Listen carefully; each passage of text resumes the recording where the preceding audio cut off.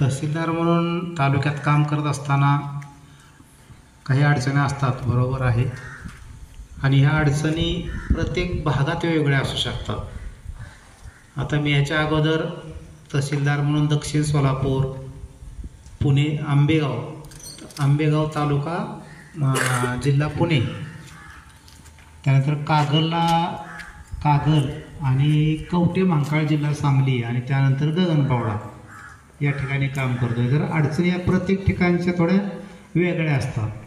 ऑफिसच्या कामातल्या अडचणी म्हटलं तर ऑफिसमध्ये जे कर्मचारी, अपुरी कर्मचारी संख्या, म्हणजे तुमच्या शाळेत पण सरांना जाणवत असेल, ही एक अडचण असते. आणि सगळी महत्त्वाची गगनबावड्याच्या दृष्टीनं म्हटलं तर इथली अडचण अशी आहे की इथं इंटरनेटचा फार प्रॉब्लेम येतो ऑफिसमध्ये आम्हाला.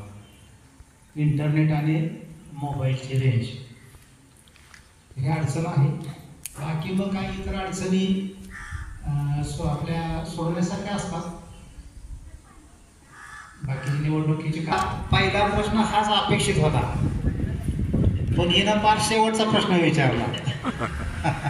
जो पहिला प्रश्न अपेक्षित होता की मला असं वाटलं की तुम्हालाही वाटलं असेल की तुमच्यासारखं तहसीलदार आम्हाला व्हावं वाटतंय, तर त्यासाठी काय लागतं, काय करायला पाहिजे, हा प्रश्न अपेक्षित होता. बरोबर आहे, विचारला. तिथं माझ्यातर्फे खास अभिनंदन. म्हणजे मला अपेक्षित होता तो प्रश्न विचारला. तर सांगतो तुम्हाला, तहसीलदार असेल, आपल्याकडे BDO मॅडम पण येतात कधी कधी माझ्यासोबत, माहिती आहे तुम्हाला, सय्यद मॅडम. तर त्यांचं पद आहे गट विकास अधिकारी. तसंच आपले पोलीस अधिकारी पण इथे येतात कधी कधी. असं काय नाही की म्हणजे 10वीत एखाद्याला कमी मार्क पडले, 12वीत पण जरा कमी मार्क पडले, तरी पण त्यानं BA मधून किंवा BCom मधून ग्रॅज्युएशन पूर्ण केलं आणि अभ्यास करून ह्या परीक्षा दिल्या, तरी पण या पदावर आपल्याला जात.